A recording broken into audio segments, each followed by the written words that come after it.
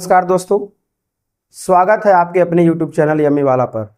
आज के इस क्लास में आप सीखेंगे प्रकाश के परावर्तन की घटना, परावर्तन के नियम, परावर्तन कितने प्रकार का होता है और परावर्तन का हमारे दैनिक जीवन में क्या महत्व है। तो आइए शुरू करते हैं आज का क्लास यम्मी वाला के साथ। सबसे पहले हम बात करते हैं परावर्तन। ये परावर्तन है क्या? परावर्तन को इंग्लिश में हम रिफ्लेक्शन कहते हैं। ये परावर्तन है क्या? तो परावर्तन एक भौतिक घटना है। परावर्तन क्या है? एक भौतिक घटना है। परावर्तन एक घटना है जिसमें प्रकाश किसी तल से टकराकर उसी माध्यम में चला जाता है जिस माध्यम से वो आता है। एकदम सिंपलेस्ट वे में है। प्रकाश का परावर्तन क्या होता है? प्रकाश का परावर्तन क्या होता है इसको बेसिक से समझिए। ऐसे, यदि कोई प्रकाश किसी पालिशदार या चिकने तल, दीवार, किसी भी ऐसे पृष्ठ से होकर परावर्तित होता है, अर्थात किसी ऐसे पृष्ठ पर आकर गिरता है जहां से वह उससे पार नहीं जा सकता है, तो वहीं उसी पृष्ठ से टकराकर वो उसी माध्यम में चला जाता है जहां से वह आया था। तो इसी घटना को हम प्रकाश का परावर्तन कहेंगे। अर्थात प्रकाश का किसी पालिशदार या चिकने तल से टकराकर उसी माध्यम में वापस लौटने की घटना को प्रकाश का परावर्तन कहते हैं। क्लियर? हम बात करते हैं यहां पर कि यदि यहां पर एक कोई समतल दर्पण है, एक यहां पर क्या है? समतल दर्पण है। क्लियर? यहां है आपका ये समतल दर्पण, इसको हम इंग्लिश में प्लेन मिरर कहते हैं। क्या बोलेंगे? Plane mirror. यदि प्रकाश ऐसे आता है और दर्पण को यहाँ पे टच करता है, क्लियर, तो आने वाली दर्पण की ओर आने वाली प्रकाश की किरण को क्या बोलेंगे हम? आपतित किरण। क्या बोलेंगे इसे हम? आपतित किरण। क्लियर? यह आवश्यक नहीं है कि कोई समतल दर्पण हो, कोई भी चिकना तल पृष्ठ हो सकता है, लेकिन यहाँ पर जो मैंने डायग्राम बनाया है, यहाँ पर हमने एक समतल दर्पण लिया है जिसके एक और सरफेस पे कलई किया हुआ है और इसके पृष्ठ पर एक प्रकाश किरण वायु माध्यम से होता हुआ आके गिरती है। तो सीमा पृष्ठ, इसको हम बोलेंगे सीमा पृष्ठ। समतल दर्पण का वह भाग, यह भाग सीमा पृष्ठ है। दर्पण के सीमा पृष्ठ की ओर आती हुई प्रकाश की किरण को क्या बोलेंगे? आपतित किरण। आपतित किरण दर्पण के जिस बिंदु को टच करती है, मान लीजिए यहाँ पर ए पर टच करती है, तो इसका क्या नाम होगा? आपतन बिंदु। आपतित किरण दर्पण के जिस बिंदु को टच करती है, स्पर्श करती है, उसका क्या नाम होगा? आपतन बिंदु। क्लियर? सीमा पृष्ठ पर आपतन बिंदु से होकर खींचे गए लंब को हम क्या बोलेंगे? अभिलंब। इसको इंग्लिश में हम नॉर्मल कहते हैं, इसलिए इसको हम एन से लिखते हैं। और ये क्या है आपका? है ये है आपका अभिलंब। ये आपका है अभिलंब। क्लियर? तो आपतित किरण क्या होती है? दर्पण की ओर आने वाली प्रकाश किरण को आपतित किरण कहते हैं। आपतित किरण दर्पण के जिस बिंदु को टच करती है उसे आपतन बिंदु कहते हैं। यहाँ पर ए क्या है? आपतन बिंदु है। सीमा पृष्ठ पर आपतन बिंदु से होकर खींचे गए लंब को हम क्या बोलते हैं? अभिलंब कहते हैं। क्लियर? आपतित किरण कुछ कोण पर आएगी तो अभिलंब और आपतित किरण के बीच बने कोण को आपतन कोण बोलेंगे। क्या बोलेंगे हम? आपतन कोण। इसको बोलेंगे हम आपतन कोण। क्लियर? अब जब कोई प्रकाश किरण दर्पण पर ऐसे आपतित होती है तो जितने अभिलंब से जितने कोण पर वो आती है, वो उतने ही कोण से वापस फिर उसी माध्यम में वापस लौट आती है। तो अभिलंब और जो प्रकाश किरण लौट कर जाती है उनके बीच के बने कोण को क्या बोलेंगे? परावर्तन कोण बोलेंगे। ये कौन सा कोण होगा आपका? परावर्तन कोण। ये कौन सा कोण होगा?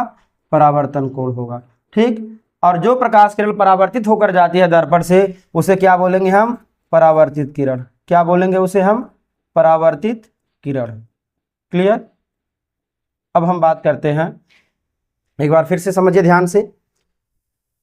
जब कोई प्रकाश किरण किसी दर्पण या चिकने पृष्ठ पर आकर गिरता है तो जहां पर वो टच करता है आपतन बिंदु है, जो प्रकाश किरण पृष्ठ की ओर आती है आपतित किरण है, और आपतन बिंदु पर सीमा पृष्ठ के लंबवत खींचे गए लंब को अभिलंब कहेंगे। और आपतित किरण आपतन बिंदु से जब वापस लौटती है तो उस किरण को हम परावर्तित किरण कहते हैं। परावर्तित किरण और अभिलंब के बीच बने कोण को परावर्तन कोण, आपतित किरण और अभिलंब के बीच बने कोण को आपतन कोण कहते हैं। जैसा कि मैंने अभी आपको यहाँ पर बना के दिखाया, क्लियर, ये आपतन कोण है, ये क्या है, परावर्तन कोण है। तो इस प्रकार ये क्लियर हुआ है। अब इसी घटना को प्रकाश ऐसे आए और यहाँ पर ऐसे निकल जाए, इसी घटना को क्या बोलेंगे, प्रकाश का परावर्तन कहते हैं। एक बार फिर से समझ लीजिए क्या है परावर्तन। परावर्तन प्रकाश की वह परिघटना है जिसमें कोई प्रकाश जब किसी पालिशदार या चिकने तल या दर्पण पर गिरता है तो दर्पण से टकराकर उसी माध्यम में लौट जाता है जिस माध्यम में वह आता है। तो इस घटना को हम प्रकाश का परावर्तन कहते हैं। प्रकाश के परावर्तन की घटना में आपतन कोण सदैव परावर्तन कोण के बराबर होता है और आपतित किरण, परावर्तित किरण और अभिलंब ये तीनों कहाँ होते हैं, एक ही तल में होते हैं, अर्थात आपतन बिंदु पर होते हैं। इसके बारे में अभी हम एक बार और बात करेंगे। तो फिलहाल आप शायद समझ लिए होंगे कि परावर्तन किसे कहते हैं। आइए वर्ड बाय वर्ड समझते हैं। परावर्तन वह घटना है जब प्रकाश की किरण किसी चमकदार सतह जैसे दर्पण से टकराकर अपने मार्ग को बदलते हुए उसी माध्यम में लौट जाती है। और सरल शब्दों में कहें तो जब प्रकाश किसी सतह से टकराकर वापस मुड़ता है तो उस घटना को हम प्रकाश का परावर्तन कहते हैं। दो प्रकार का डिफिनीशन यहाँ पे है और मैंने भी आपको बताया, क्लियर। इस प्रकार आपने इमेज को वहाँ देखा, अभी इस इमेज का एक बार और जिक्र होगा। अब बात करते हैं कि परावर्तन जो है ये कितने प्रकार का होता है। जो परावर्तन है वो कितने प्रकार का होता है। तो प्रकाश का परावर्तन, परावर्तन कहना उचित नहीं है, प्रकाश का परावर्तन बोलेंगे। तो प्रकाश का परावर्तन जो है ये दो प्रकार का होता है। पहला परावर्तन क्या है, पहला प्रकार क्या है, नियमित परावर्तन, और दूसरा है अनियमित परावर्तन। नियमित परावर्तन क्या होता है, जिसमें प्रकाश का परावर्तन किसी पालिशदार या चिकने तल जैसे दर्पण से होता है। जब प्रकाश का परावर्तन किसी चिकने तल या समतल से होता है तो उसको हम क्या बोलेंगे, नियमित परावर्तन कहते हैं। क्या बोलेंगे, नियमित परावर्तन कहते हैं। जैसे कि आप देख सकते हैं यहाँ पर, जब प्रकाश समतल, चिकनी और चमकदार सतह जैसे दर्पण से टकराता है और सभी किरणें एक निश्चित दिशा में वापस जाती हैं तो ऐसे परावर्तन को क्या बोलते हैं, नियमित परावर्तन कहते हैं। अब इसको समझते हैं। नियमित परावर्तन का उदाहरण कहाँ है, तो दर्पण में जब अपना हम चेहरा देखते हैं तो वहां पर प्रकाश का जो रिफ्लेक्शन होता है, परावर्तन होता है, वो क्या है, वो नियमित परावर्तन है। आप इसको डायग्राम से यहाँ समझिए, ध्यान दीजिएगा आप लोग। यहाँ पर ये आपका है समतल दर्पण, ये क्या है आपका, ये है समतल दर्पण, क्लियर। इस समतल दर्पण पर ऐसे प्रकाश किरण आती है, क्लियर, प्रकाश किरण ऐसे आती है, प्रकाश किरण ऐसे आती है, क्लियर, ऐसे प्रकाश किरणें आती हैं, क्लियर। जब प्रकाश किरण ऐसे आती है तो ये क्या होगी, ऐसे मुड़ जाएगी परावर्तित होकर, उसके बाद ये ऐसे मुड़ जाएगी परावर्तित होकर और यहाँ से ऐसे मुड़ जाएगी। तो इस प्रकार की परिघटना को जब प्रकाश ऐसे आए और इस प्रकार ऐसे मुड़ जाए तो ऐसे प्रकाश के परावर्तन की घटना के प्रकार को क्या बोलेंगे, नियमित परावर्तन। जब नियमित परावर्तन होता है तब समझिए पृष्ठ क्या होगा, समतल होगा। नियमित परावर्तन के लिए पृष्ठ समतल होना चाहिए, जैसे कि आपका दर्पण अर्थात शीशा होता है, क्लियर। अवतल दर्पण या उत्तल दर्पण हो, ये कैसा परावर्तन है आपका, यह है आपका नियमित परावर्तन। नियमित परावर्तन, क्लियर, नियमित परावर्तन, ठीक ठीक। नियमित परावर्तन में आपतन कोण सदैव परावर्तन कोण के बराबर होता है। अब बात करते हैं असमान परावर्तन या अनियमित परावर्तन क्या होता है। इसको अनियमित परावर्तन या असमान परावर्तन कब कहेंगे, परावर्तन घटना को, जब प्रकाश खुरदुरी सतह जैसे दीवार या कागज से टकराता है और विभिन्न दिशाओं में बिखर जाता है, ऐसे को क्या बोलेंगे हम, अनियमित या फिर बोलेंगे असमान परावर्तन। अर्थात जब प्रकाश किसी दीवार से कागज के पृष्ठ से टकराकर वापस लौटता है तब उसको क्या बोलेंगे, अनियमित परावर्तन। या खुरदुरी किसी खुरदुरी सतह से जब प्रकाश का परावर्तन होता है उसको बोलेंगे अनियमित। और जब चमकदार से परावर्तन होता है, चमकदार या समतल तल से अगर किसी का परावर्तन होता है तो क्या बोलेंगे, उसे नियमित। तो ये आपका नियमित परावर्तन है। अब हम बात कर लेते हैं, थोड़ा खुरदुरी सतह कोई हो, थोड़ा ऐसे खुरदुरी सतह हो, ऐसे समतल न हो, तो प्रकाश क्या होगा, ऐसे आएगा। हमने यहाँ पे कई किरण लिया है, प्रकाश आएगा और प्रकाश आएगा तो क्या हो, ये जितने एंगल पर आए उतने एंगल पर न जाए, किसी भी दिशा में ऐसे ऐसे करके निकल सकता है। क्लियर। देखिए इसमें देखिए समांतर किरणें आई थी, आपतित किरणें समांतर थी और परावर्तित किरणें क्या थी, आपतित किरण है। ये सभी कौन सी किरण है, आपतित किरण। आपतित, ये क्या है आपका, परावर्तित किरण। क्लियर। तो नियमित परावर्तन में सभी किरणें समांतर आई और समांतर ही निकल के गई, लेकिन अनियमित परावर्तन में किरणें समांतर आती तो हैं लेकिन जाती समांतर नहीं है। क्यों, सतह खुरदुरा है। ठीक, और मैं फिर से इसको दूसरा इसका इमेज बना देता हूं। प्रकाश यहाँ पे ऐसे पड़ा, क्लियर, प्रकाश यहाँ पर ऐसे पड़ा तो ये ऐसे निकल सकता है, ये ऐसे निकल सकता है। क्लियर। यहाँ पर देखिए ध्यान से, दोनों किरणें समांतर तो आई, लेकिन जब परावर्तित किरणें हुई तो दोनों समांतर नहीं गई।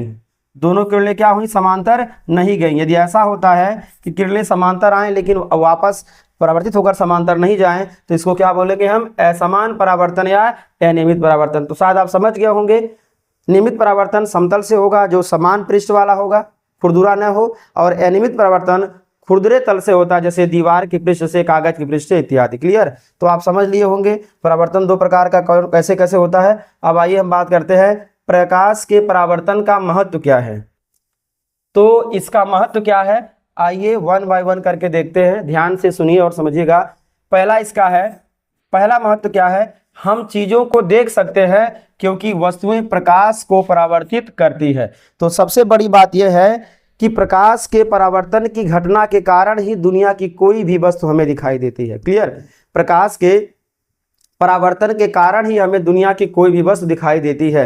यदि प्रकाश का परावर्तन न हो तो हमें वस्तु दिखाई नहीं देगी। क्यों, जब प्रकाश किसी वस्तु पर पड़ता है और उस वस्तु से प्रकाश टकराकर हमारे कॉर्निया से, हमारे आंख के कॉर्निया से होता हुआ रेटिना पर फोकसित होता है, तभी वह वस्तु हमें दिखाई देती है। क्लियर। यदि प्रकाश का परावर्तन ही नहीं होगा वस्तु से तो वस्तु हमको दिखाई कैसे देगी। तो इसलिए समझिए परावर्तन की घटना का हमारे दैनिक जीवन में बहुत महत्व है। परावर्तन की घटना न होती तो आंख होने पर भी हम क्या होते, अंधे होते। क्लियर। तो ये बहुत ही आवश्यक परिघटना है। क्लियर। परावर्तन के सिद्धांत पर दर्पण, पेरिस्कोप, टार्च, कार के हेडलाइट आदि काम करते हैं। परावर्तन के सिद्धांत पर ही जो दर्पण होता है, जो जैसे टेलीस्कोप होता है, माइक्रोस्कोप होता है, इसी प्रकार ये सब, ये क्या है, ये आपका प्रकाशिक यंत्र है। ये क्या है, प्रकाशिक यंत्र है। टॉर्च, कार, ये सभी के जो हेडलाइट्स होते हैं ये दर्पण के परावर्तन, प्रकाश के परावर्तन के सिद्धांत पर ही काम करते हैं। यदि प्रकाश का परावर्तन न होता, प्रकाश का परावर्तन की घटना न होता तो इन सभी उपकरणों का कोई महत्व नहीं होता। क्लियर। क्योंकि दर्पण द्वारा परावर्तन होता है, परावर्तन की घटना न हो तो हम अपना चेहरा नहीं देख पाएंगे। और ये जो प्रकाशिक यंत्र है जो वस्तुओं का इमेज बनाता है, परावर्तन न होगा तो इमेज नहीं बना पाएगा। टार्च से हम प्रकाश दूर तक जाता है। क्लियर। तो टार्च न होता, परावर्तित होकर प्रकाश किरण दूर तक न जाए तो वस्तु नहीं दिखाई देगी। और कार की हेडलाइट में, यदि कार की हेडलाइट में परावर्तन का सिस्टम न सेट किया जाए तो प्रकाश दूर तक नहीं जाएगा और कार एक्सीडेंट भी हो सकता है, दिखेगा नहीं आगे कौन सा वाहन आ रहा है अंधेरे में। इस प्रकार परावर्तन के सिद्धांत पर ही ये सभी उपकरण काम करते हैं। यदि ऐसा न हो, परावर्तन की घटना न हो तो जितने भी उपकरण ये सब बने हैं, यहाँ पे नोट किए गए हैं, ये कोई भी काम लायक नहीं होता, यूजलेस होता। क्लियर। अब हम बात करते हैं, दूसरा भी आपका हुआ कंप्लीट, तीसरा पे बात करते हैं। परावर्तन से ही हम अपने चेहरे को आईने में देख पाते हैं। क्लियर। यदि परावर्तन न होता तो अपने चेहरे को हम देख ही नहीं पाते। हमने आपको पहले ही बताया है, दुनिया की कोई भी वस्तु हम नहीं देख पाएंगे यदि प्रकाश का परावर्तन उससे न हो। तो सबसे बड़ा महत्व तो इसका यही है। अब आते हैं 4 पर, प्रकाशीय यंत्रों। अभी हमने जैसे बताया प्रकाशिक यंत्रों, माइक्रोस्कोप अर्थात सूक्ष्मदर्शी, टेलीस्कोप, दूरदर्शी इत्यादि में, इलेक्ट्रॉन सूक्ष्मदर्शी में, चिकित्सा यंत्रों में, दूरदर्शी यंत्रों में परावर्तन का उपयोग होता है। अर्थात जितने भी प्रकाशिक यंत्र हैं इन सभी में किसका उपयोग होता है, प्रकाशिक यंत्रों का उपयोग।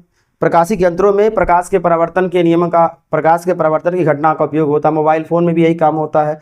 क्लियर। तो इस प्रकार देखा जाए प्रकाश की परावर्तन की घटना हमारे दैनिक जीवन में बहुत ही आवश्यक है। यदि ऐसा न हो तो समझिए ये सब कुछ व्यर्थ है जो हम करते हैं। क्यों, देख नहीं पाएंगे, आंख होकर भी अंधे होंगे, कुछ दिखाई नहीं देगा तो करेंगे क्या, खाएंगे क्या। क्लियर। तो इस प्रकार प्रकाश की परावर्तन का हमारे दैनिक जीवन में बहुत महत्व है और आप इसको बढ़िया से तैयार रखिए।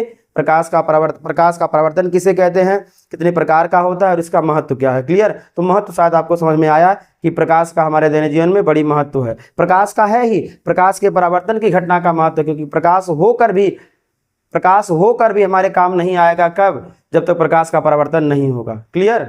तो इस प्रकार हम अब बात करते हैं प्रकाश के परावर्तन के नियम क्या क्या हैं। तो प्रकाश के परावर्तन के मुख्य 2 नियम, कितने नियम हैं? 2 नियम। पहला नियम क्या है? पहला नियम ये है कि जैसे यहाँ पे अगर कोई समतल दर्पण है, ठीक, तो प्रकाश आता है, आने वाली प्रकाश को आपतित किरण और आपतन बिंदु, आपका आपतन बिंदु होगा। यहाँ से इस पर यदि हम लंब खींचते हैं तो ये आपका अभिलंब होगा। तो आपतित किरण अविलंब से जो कोण बनाती है उसको आपतन कोण कहते हैं, आई से रिप्रेजेंट करते हैं। और परावर्तित किरण, जो किरण वापस लौट के जाती है, वो अविलंब के साथ जो कोण बनाती है उसको हम परावर्तन कोण आर कहते हैं। तो आपतित किरण, ये आपका है आपतित किरण। आपतित किरण ये है आपका आपतन बिंदु, जहां पर टच करता है प्रकाश किरण, आपतन बिंदु। ये आपका है जो लौट कर जाता है प्रकाश किरण जहां से, ये आपका है परावर्तित किरण। क्लियर। और ध्यान दीजिएगा आपका अभिलंब है, आपतन बिंदु नहीं है, अभिलंब है। तो प्रकाश के परावर्तन का प्रथम नियम क्या है? आपतित किरण आपतन बिंदु पर, परावर्तित किरण तथा अभिलंब तीनों एक ही तल में होते हैं। जैसे ये आपका है आपतित किरण, ये है परावर्तित किरण और ये है आपका अभिलंब। ये तीनों कहाँ हो रहे हैं? एक ही तल में हो रहे हैं। क्लियर। कहाँ पे? आपतन बिंदु पर। तो प्रकाश के परावर्तन का ही नियम है, आपतित किरण आपतन बिंदु पर, अभिलंब तथा परावर्तित किरणें तीनों एक ही तल में होते हैं। परावर्तन का पहला नियम है। और परावर्तन का दूसरा नियम है कि आपतन कोण सदैव परावर्तन कोण के बराबर होता है। अर्थात यहाँ पर कोण आई बराबर किसके होगा? कोण आर के। क्लियर। कोण आई बराबर किसके होगा? कोण आर के। यही क्या है? परावर्तन का द्वितीय नियम है। क्लियर। दर्पण द्वारा हमेशा नियमित परावर्तन होगा और उसमें कोण आई बराबर कोण आर होगा। क्लियर। आज के लिए बस इतना ही, मिलेंगे आपसे जल्द ही नेक्स्ट टॉपिक पर। Thanks for watching my video.